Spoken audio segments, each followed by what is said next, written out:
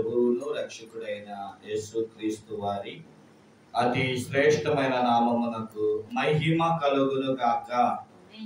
దేవుని మహాకృప చేత ఈ సాయంకాల సమయము దేవుని సన్నిధానం వద్ద మనం అలా కూడుకోవడానికి కృప చూపించిన దేవుని బట్టి స్తుతిస్తూ దేవుని వాక్యాన్ని కొద్ది నిమిషాలు ఈ యొక్క స్వస్థత సేవలో ధ్యానం చేసుకుందాం.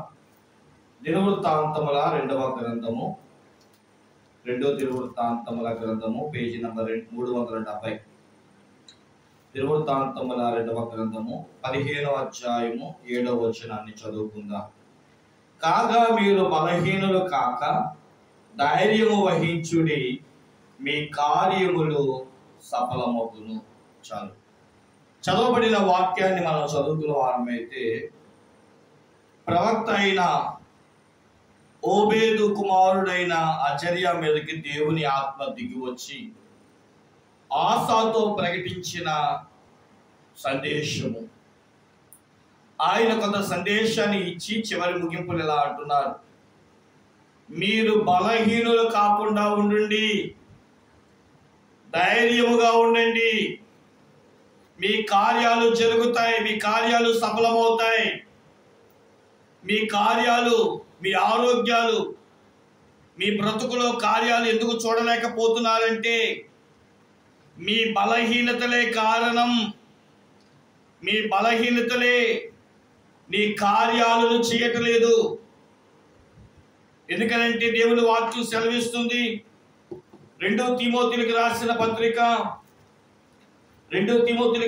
పత్రిక మొదటి అధ్యాయము 7వ వచనం కనుక మనం చదువుకుంటే, దేవుడు మనకు శక్తియు ప్రేమయు ఇంద్రియ నిగ్రహము గల ఆత్మను ఇచ్చెను గాని పిరికితనము గల ఆత్మనియ్యలేదు. మన దేవుడు శక్తి కలిగిన ఆత్మనిచ్చాడు, మన దేవుడు ప్రేమ కలిగిన ఆత్మనిచ్చాడు, ఇంద్రియ నిగ్రహము కలిగిన ఆత్మనిచ్చాడు. కానీ ఆయన ఇవ్వలేనిది ఏదైనా ఉంది అంటే పిరికితనము కలిగిన ఆత్మను ఆయన ఇవ్వలేదంటే. అందుకని ప్రకటన గ్రంథంలో మనం చదువుకుంటే, పిరికి వారు దేవుని రాజ్యములకు వారసులు కారని 21వ అధ్యాయం 8వ వచనములో ఆయన ఎవరు దేవుని రాజ్యములకు వారసులు కారంటే పిరికి వారని, బలహీనులని బైబిల్ చెప్తుంది. ఈరోజు ప్రియులారా, మన వాగ్దానము, ఈరోజు మన సందేశం ఏంటి అంటే, మనము ధైర్యంగా ఉండాలి. దేవుని కార్యాలు చూడాలంటే మనం చేయవలసిన ఒకటే ఒక పని, మనము బలహీనులు కాకుండా ఉండాలి. చాలామంది అయితే మీరు బలంగా ఉండాలి అబ్బాయి, బాగా తినాలి, బాగా తాగాలి, బాగా తిరగాలి, మీరు పుష్టిగా ఉండాలి అంటారు. కానీ దేవుడు ఇక్కడ బలంగా ఉండమంటలా. మీరు బలహీనులు కాకుండా చూసుకోండి. మీ బలహీనతని కార్యాలను చెడగొడుతుంది. మీ బలహీనత మీ జీవితాలకు ఆశీర్వాదం కాకుండా చేస్తుంది. చూడండి, ఒకప్పుడు మా ఇంట్లో మేము ఇంకా యేసుక్రీస్తు ఎరగనప్పుడు మా కుటుంబ సభ్యులందరూ అరే వీరు నాన్నగారి తాగుబోతుల కుటుంబం అని పిలిచేవారు. కారణం నాన్నగారి డ్రింకింగ్ వల్ల. ఏమండి, ఒక కుటుంబానికి చెడ్డ పేరు వచ్చేది మన బలహీనతలే. అందుకని దేవుడు ఈరోజు మాట్లాడుతూ అంటున్నాడు, మీరు బలహీనులు కాకుండా ఉండాలి. ఎందుకంటే దేవుడు ప్రేమయు శక్తియు ఇంద్రియ నిగ్రహము కలిగిన ఆత్మను ఇచ్చాడు కానీ పిరికితనము కలిగిన ఆత్మను ఇవ్వలేదు అంటాడు. ప్రియులారా, ఒక వ్యక్తి జీవితంలో బలహీనత వస్తే ఏం జరుగుతుంది? ఎందుకు దేవుడు బలహీనంగా వద్దు అంటున్నాడు? బలహీనతగా ఉన్న వారికి జరిగే కొన్ని పనులు ఎలా ఉంటాయి అని మనం చూస్తే ప్రియులారా, చదవండి. బైబిల్ చెప్తుంది, యెషయా గ్రంథము 37వ అధ్యాయము, యెషయా గ్రంథము 37వ అధ్యాయము 26, 27 వచనాలు కనుక మనం చదువుకుంటే,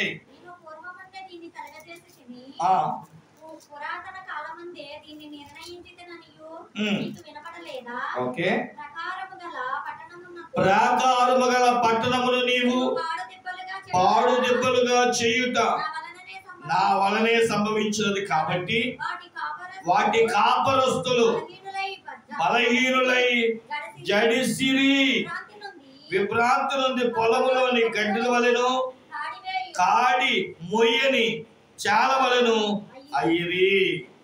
చూడండి, బలహీనత వల్లే జడుపు వస్తుంది.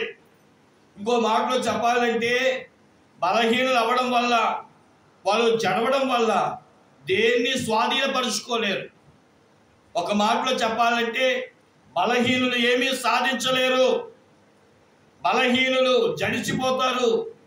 బలహీనులకి వివేచన ఉండదు. ఏదైనా చేయాలి అని అన్నా కూడా వారికి తెగింపు రాదని బైబిల్ చెబుతుంది ప్రియులారా.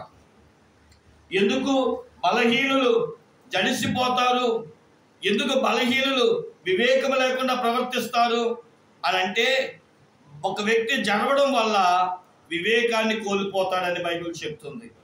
ఒక వ్యక్తి ఉన్నాడంట, ఆ వ్యక్తి యోసేపు. ఎవడు మన అందరికీ తెలుసు. ఒక ఐగుప్తుడు ఆయన కొనుక్కున్నప్పుడు యోసేపుని అన్నలు అమ్మేశారు. ఒక ఆయన కొనుక్కున్నాడు, ఫరో గారి ఇంటికి పంపించాడు. ఆయన తన ఇంటి మీద ఆస్తి అంతా కూడా అంత నువ్వే చూసుకోవాలని చెప్పాడు.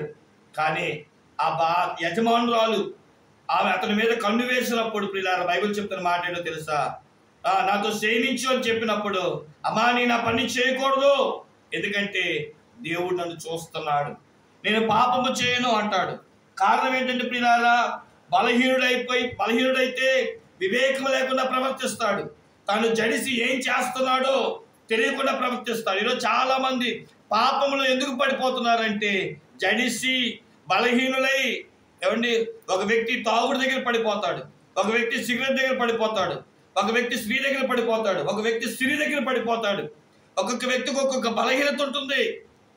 ఒకసారి అంట మనం యెషయా గ్రంథము 44వ అధ్యాయం చదువుకుంటే, మీరు ఇంటికి లేక 16వ వచనం కాడి నుంచి మొదలు పెట్టండి. ఒక దేవదారు వృక్షం ఉందంట. ఆ దేవదారు వృక్షాన్ని ఆ రోడ్డుకి అడ్డంగా ఉందని పడేశారంట. దాన్ని దొంగలుగా కోసాడు. అవి చాలా లావుగాను బరువుగా ఉన్నాయి. ఈలో పడ్డ ఒక యజమానుడు ఆ దొంగలు తెచ్చుకొచ్చి ఇంటికాడ పెట్టాడు.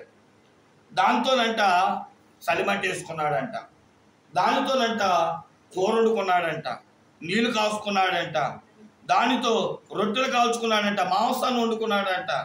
ఆలోచన చేయండి ప్రియులారా, ఇవన్నీ చేసిన తర్వాత ఆఖరికి ఎంత పెద్ద దొంగ అయినా ఖాళీ ఓ చిన్న దగ్గరికి వచ్చేటప్పటికి ఒక ఆకారంలో తయారైనప్పటికంట ఆ దొంగని నిలబెట్టి నువ్వే నా దేవుడివి అంటున్నాడు. ఆ దొంగకు ఆశ్చర్యం వేసిందంట. ఏంటిది? చలిమంటలన్నీ వేసుకున్నాడు, భోజనం వండుకున్నాడు, రొట్టెలు కాల్చుకున్నాడు. 18వ వచనంలో ఉంటుంది, వాళ్ళకి జ్ఞానము లేక, వివేచన లేక, గ్రహింపు లేక, ఎవరి కళ్ళు మూసుకుపోయి హృదయము తెరవబడక ఆ వ్యక్తి ఉన్నాడని 19వ వచనంలో చాలా స్పష్టంగా రాశారు. చూడండి, 19వ వచనం చదువుదాం. ఎవడును ఆలోచన చేయడు, నేను అగ్నిలో సగము కాలితిని, నిప్పుల మీద వేసి రొట్టెలు కాల్చి తిని. ఓకే ఓకే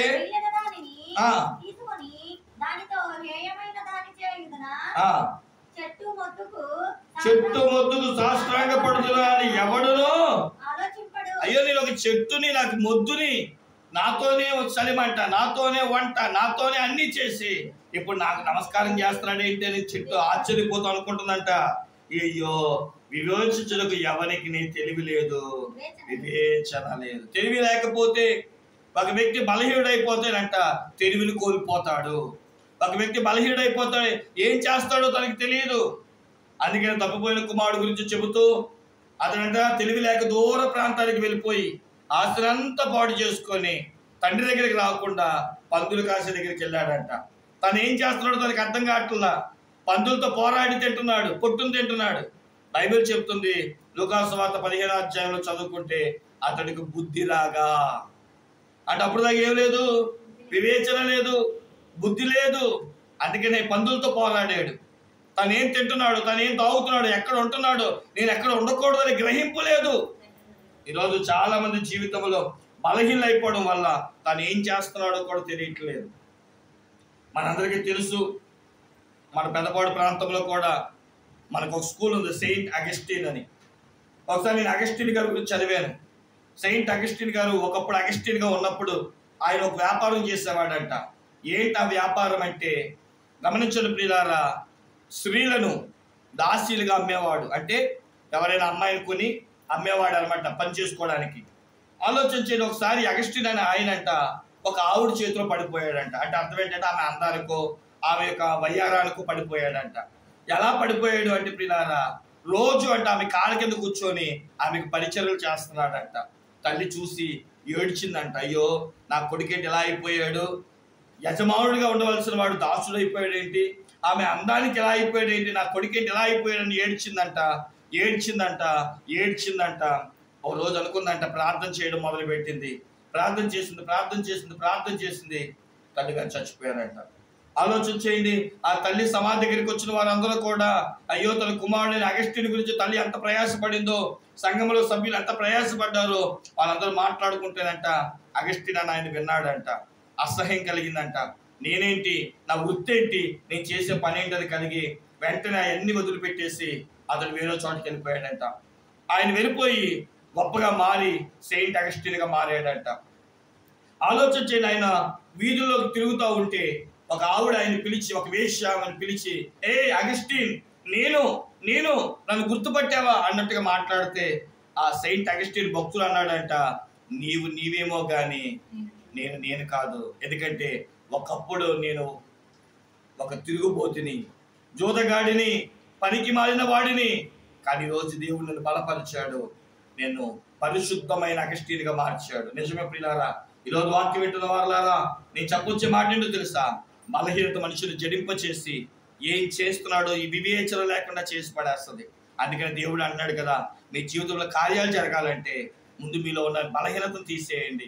ఇదంటే భయం, అదంటే భయం, ఇలా చేస్తే భయం, ఇది వండాలంటే భయం అని పెట్టుకోమాకండి. ఏదైనా ప్రార్థన చేయండి, కార్యాన్ని తలపెట్టండి, దానిని సఫలపరచువాడు నేనే. దేవునికి మహిమ కలుగునుగాక. ఇక రెండోది మనం చూసిన వారమైతే ప్రియులారా, ఒక వ్యక్తి ఎందుకు బలహీనుడు అవుతాడు అని మనం చూసిన వారమైతే, లేదా బలహీనుడైనప్పుడు ఏం జరిగిందంటే, లూకాసు వార్త 13వ అధ్యాయము 10వ వచనం లేదా 13వ అధ్యాయాన్ని చదువుకుంటేనంట, 18 సంవత్సరాల నుండి నడుము వంగిపోయిన స్త్రీని గురించి పరిశుద్ధాత్మ దేవుడు ఇక్కడ మాట్లాడుతున్నాడు. ఈమె దేవుని మందిరానికి 18 సంవత్సరాల నుంచి మానలేదు, తన పాపాన్ని మానలేనట్లుగా జీవిస్తుందంట. 10వ వచనం కానీ చదువుతూ ప్రియులారా, విశ్రాంతి దినమున ఆమె యొక్క సమాజ మందిరంలో బోధించినప్పుడు 18 ఏళ్ల నుండి బలహీనపరచు దెయ్యము పట్టిన ఒక స్త్రీ అచట ఉండెను. ఆమె నడుము వంగిపోయి ఎంత మాత్రమును చక్కగా నిలవబడలేకుండెను. ఒక వ్యక్తి బలహీనత కలిగి ఉంటే నడవలేడు. ఒక వ్యక్తి బలహీనతగా ఉంటే వంగిపోయిన అనుభవం కలిగి ఉంటాడు, లొంగిపోయే అనుభవాల్లో ఉంటాం. నిజమే, ఒక వ్యక్తి బలహీనుడైపోతే ఏం చేస్తున్నాడో, ఎక్కడ వంగిపోతున్నాడో అనేది ఆలోచన ఉండదు. ఒక మాట అంటున్నాడు, బలహీనుడైన వాడినంట బలహీనపరిచే ఆత్మ పట్టుకుంటుందంట. అది ఎక్కడ వంచేస్తుందో తెలియదు, ఎక్కడ నడవకుండా చేస్తుందో తెలియదు, పిచ్చిగా ప్రవర్తిస్తాడంట. కాబట్టి ప్రియులారా, దేవుని వాక్యం చెప్తుంది, బలహీనత ఉన్నంతసేపు దేవుడు ఆమెను అబ్రహాము కుమార్తెగా చెప్పలేదు. అది ఈమెలోనైనా సరే, పొట్టి జక్కయ్య జీవితంలో అయినా సరే, ఎప్పుడైతే వారి పాపాలను విడిచిపెట్టారో, ఎప్పుడైతే వారి బలహీనతలు విడిచిపెట్టారో, దేన్నైతే ఆసరాగా చేసుకున్నారో దాన్ని విడిచిపెట్టారో, బైబిల్ చెప్తుంది సాతాను దురాత్మ పోయిందంట. ఆ ఇంటికి, ఆ కుటుంబానికి ఏమొచ్చిందంట? రక్షణ వచ్చింది, స్వస్థత వచ్చినట్లుగా మనం చూస్తున్నాం. ఈరోజు దేవుని వాక్యం వింటున్న దేవుని బిడ్డలారా, బలహీనత ఉండడం వల్ల సాతానుడు మనలో ప్రవేశిస్తాడు, మనం నిలబెట్టడు. యెహెజ్కేలు గ్రంథం 2వ అధ్యాయం 1వ వచనం మాట్లాడు కదా, నువ్వు చక్కగా నిలబడి యెహెజ్కేలు నరపుత్రుడా నేను నీతో మాట్లాడవలసి ఉన్నది. ఈరోజు చాలా మంది నిలబట్టలేదు, దేవుళ్ళు చక్కగా నిలబట్ల వంగిపోతున్నారు. బైబిల్ చెప్తుంది ఎబ్రీ పత్రిక 12:1-2 వచనములో, విశ్వాసమునకు కర్తయు వాడు కొనసాగించు యేసు వైపు చూడాలి. యేసు పరలోకంలో ఉన్నాడు. ఈరోజు తల ఎత్తేవారు తక్కువ, భూమిని చూసి వంగిపోయేవారు ఎక్కువైపోయారు. ఆయన అంటున్నాడు కదా, ఏమండి అన్ని బాగున్నంతసేపు ఒక్కడు కూడా ఇంట్లో ప్రార్థన చేయడంట, కానీ ఏమైనా జబ్బు వస్తేనంట హాస్పిటల్లో ప్రార్థనలు ఎక్కువైపోయినాయి అంట. ఇప్పుడు హాస్పిటల్లో గోడలు ప్రార్థనలు విన్నాయంట. కారణం ఏంటంటే అన్నీ బాగున్నప్పుడు దేవుడి వైపు చూడలేదు, ఏమీ లేనప్పుడు అంటే ఎప్పుడు చూస్తున్నారు దేవుడి వైపు? హాస్పిటల్ బెడ్ మీద ఉన్నప్పుడు, అమ్మ నువ్వు కదలకూడదు 10 రోజులు రెస్ట్ అనేటప్పటికి అయ్య బాబు ఏసయ్యా అంటున్నారండి. కాబట్టి బలహీనలుగా ఉంటే ప్రియులారా, దేవుడి కార్యాలు చూడలేం, దేవుడి ప్రతిఫలాలు పొందుకోలేం, సాతానుడు మన బలహీనపడి చేస్తాడు. ఇక చివరి మాట చెప్పి నేను ముగించేస్తాను, ఎందుకంటే ఈరోజు క్లుప్తమైన సందేశం బయటకు వెళ్ళాలి కనుక. చదవండి ద్వితీయోపదేశకాండము 25వ అధ్యాయము, ద్వితీయోపదేశకాండము 25వ అధ్యాయం 18వ వచనం. ఇక్కడేమంటున్నాడు? నీ వారిలో ఓకే, నీ వెనుకనున్న బలహీనులనందరినీ ఆ. హతము చేసెను. చూసారా, ఒక వ్యక్తి అలిసిపోయి ఉంటే, బలహీనత పడి ఉంటే, వెనకంజలో ఉంటే శత్రువులు ఏం చేస్తారంట? హతము చేస్తారు. నీ ఆత్మీయ జీవితాన్ని హతము చేస్తారు, నీ ఆధ్యాత్మిక స్థితిని హతము చేస్తారు, నేను వృద్ధిలోనికి రాకుండా హతము చేస్తారు, నువ్వే లేకుండా హతము చేస్తారు. మరి బతుకున్నాను కదండి పాస్టర్ గారు అంటావేమో, జీవించుచున్నాననే పేరు మట్టిగా ఉంటది కానీ మృతులుగా ఉంటాం. కాబట్టి ఈరోజు దేవుడి వాక్యం వింటున్న దేవుని బిడ్డలారా, ఆశతో దేవుడి వాక్యము ఇలా చెబుతుంది, దేవుని ఆత్మ ఇలా చెబుతుంది, మీరు ధైర్యముగా ఉండండి, ధైర్యము వహించండి, మీరు బలహీనులు కావద్దు. దేవుడి కార్యాలు చూడాలా, ఆయన కార్యాలు స్వస్థతలు, ఆయన కార్యాలు మహత్కార్యములు, ఆయన సూచక్రియలు చేయగలిగిన దేవుడు గనక ఆయన మన పట్ల ఎన్నో గొప్ప కార్యాలు చేయబోతున్నాడు. ఆయన ఎందుకు విశ్వాసం, ఎందుకంటే ఎందుకు దేవుడు కార్యాలు చేయగలని అడుగుతావేమో, నీ కొరకు నా కొరకు కలవరి శిలువలో ప్రాణం పెట్టిన యేసయ్య, మరణించిన యేసయ్య, పునరుద్ధానం చెందిన యేసయ్య, నీ కొరకు తన గాయములు, ఆయన కాల్చిన రక్తము చేత నీకు స్వస్థత, నలగొట్టబడిన ఆయన శరీరం ద్వారా నీకు స్వస్థత, ఆయన శిలువ యాగము ద్వారా నీకు స్వస్థత. ఈరోజు ప్రభువుని బట్టి ధైర్యం తెచ్చుకుందాం. నా జీవితంలో, నా విషయాల్లో ఏ పని చేస్తున్నా, ఏ పని జరిగిస్తున్నా, వంట చేస్తున్నా, ఏది చేస్తున్నా, దేవుడు మన జీవితంలో గొప్ప కార్యాలు చేస్తాడు. ప్రారంభించండి, ధైర్యం తెచ్చుకోండి. మీ సమస్యలన్నీ తీరిపోవడానికి నా ప్రభు నీ కొరకు కలవరిశిలువలో మరణించాలని గుర్తు తెచ్చుకొని, ప్రభువా నీ కార్యాలు నేను చూడాలి, నా బ్రతుకులో నీ కార్యాలు చూడాలని చెప్పి ఆశతో ఆయన వైపు తిరిగి చూస్తే ప్రభు యొక్క కార్యాలు మనం చూడగలుగులాగున మనలో ఉండకూడదు. ఆ బలహీనత నిమిత్తం చిన్న ప్రార్థన చేసుకుందాం. అయ్యా, నాలో ఉన్న ప్రతి బలహీనత తీసివేయండి. బలహీనత ఉంటే మాకు తిరిగి వివేచన ఉండదు. బలహీనత ఉంటే సాతాను మమ్మల్ని వంచేస్తాడయ్యా. బలహీనత ఉంటే సాతాను మమ్మల్ని హతము చేస్తాడు. ద్వితీయోపదేశకాండం 20వ అధ్యాయంలో పిరికి కలిగిన వారు ఉంటే ఆ జనమంతా కూడా పిరికితనమని బైబిల్ చెప్తుందయ్యా. మమ్మల్ని క్షమించండి. మేము పిరికి వారిగా ఉండకూడదు, మేము పిరికి వారిగా ఉండకూడదు. యుద్ధ రంగములో రొమ్ము విరిచి నిలబడే వారముగా ఉండాలి. ఈ లోకమనే యుద్ధము మా ముందు ప్రభువా, బలహీనులు కాకుండా చేయండి, బలహీనులు కాకుండా చేయండి, బలహీనులు కాకుండా చేయండి తండ్రి. ప్రార్థన చేద్దాం.